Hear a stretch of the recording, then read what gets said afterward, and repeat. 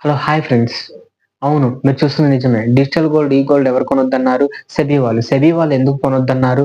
మనము రోజుకి రూ. 10, రూ. 50 ఇచ్చేస్తూ ఎవరి దగ్గర కొంటున్నాము?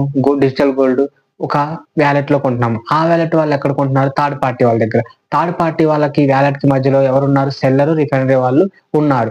ఈ సిస్టమ్ ఏదైతే ఉందో థర్డ్ పార్టీ, సెల్లర్, రిఫైనరీ వాళ్ళు వీళ్ళల్లో ఎవరు మోసం చేసినా కానీ కొనేవాళ్ళే, అంటే కొనేవాళ్ళెవరు? మనలాంటి పబ్లిక్.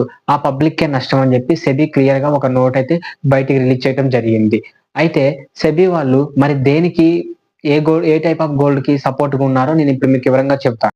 ఫస్ట్‌దొచ్చేసి గోల్డ్ మ్యూచువల్ ఫండ్స్, సెకండొచ్చేసి గోల్డ్ ఈటీఎఫ్స్, థర్డ్‌దొచ్చేసి గోల్డ్ కమ్యులేటివ్ డెరివేటివ్స్, ఫోర్త్‌దొచ్చేసి electronic gold receipts.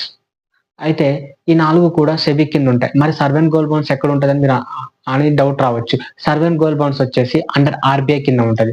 Okay guys, మీకిప్పుడు అర్థమైంది కదా! డిజిటల్ గోల్డ్, ఈ గోల్డ్ కొనకుండా మనం ఏం కొనాలి అనేది అర్థమైంది కదా! అదే విధంగా నేను గత సంవత్సరం నుండి కూడా డిజిటల్ గోల్డ్‌లో రోజుకి రూ. 11 చెక్ చేస్తూ ఒక వాలెట్‌లో బంగారం కొనటం జరిగింది. అయితే ఇప్పుడు సెబీ ఈ నోట్ రిలీజ్ చేసిన తర్వాతకి నేను ఆ డిజిటల్ గోల్డ్‌ని కొనటం ఆప్ చేద్దాం అనుకుంటున్నాను. అదే విధంగా ఎవరైతే డిజిటల్ గోల్డ్, ఈ గోల్డ్ కొంటున్నారో ఒక్కసారి ఆలోచించుకోండి. Thank you guys. Thank you for time. జై హింద్. జై హనుమాన్. ఛానెల్ సబ్స్క్రైబ్ చేసుకోండి. వీడియో లైక్ చేయండి.